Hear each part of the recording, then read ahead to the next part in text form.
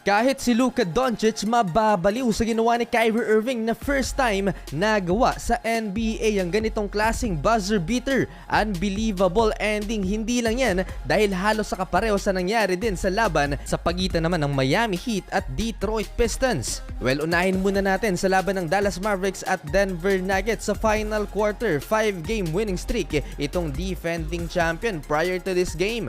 With under 7 minutes left, umabot ng 13 points ang lamang ng Dallas Mavericks sa Denver Nuggets. Relax masyado itong home team sa malaki nilang kalamangan. Sinunog ni Kyrie Irving ang game clock, mga idol, unwritten rule na ginagawa din ni Ja Morant. Dito nagsimulang matchoke ang Dallas Mavericks at pressure ng defending champion si Luka Doncic hanggang sa naibaba nila ang kalamangan ng Dallas Mavericks. 1-2 punch Nikola Jokic and Jamal Murray. Parang bula na nawala ang malaking lamang ng Mavericks. Sa bank shot na to ni Nikola Jokic tumabla ang talaan. Last 1 minute ang natitira sa game clock and 26 seconds left. Nawala na ng pag-asa ang mga fans dahil nagpakawala ng potential dagger 3-pointer itong si Jamal Murray. Lamang na ng 3 points ang Denver Nuggets, 105-102.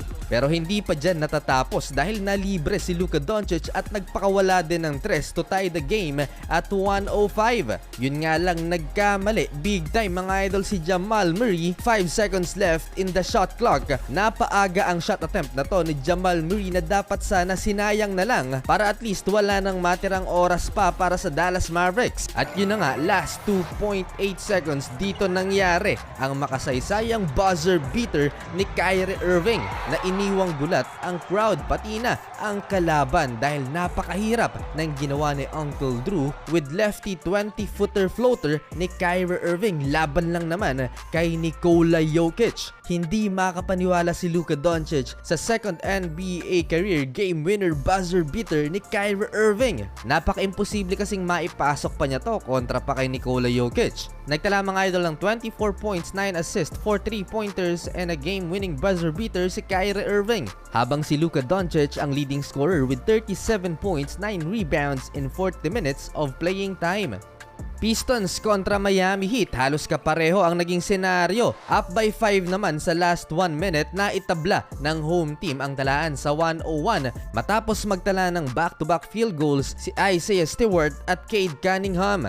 Pero kagaya kay Jamal Murray, nagkamali din si Cade Cunningham. Patay na ang shot clock with 10 seconds left. Masyadong maaga pa na tumira itong si Cunningham with 10 seconds left. Tied at 101, hindi na tumawag pa ng timeout si Coach Poe at dito naipasok ni Bam Adebayo ang game winner buzzer beater 3-pointer mula sa assist ni Terry Rozier.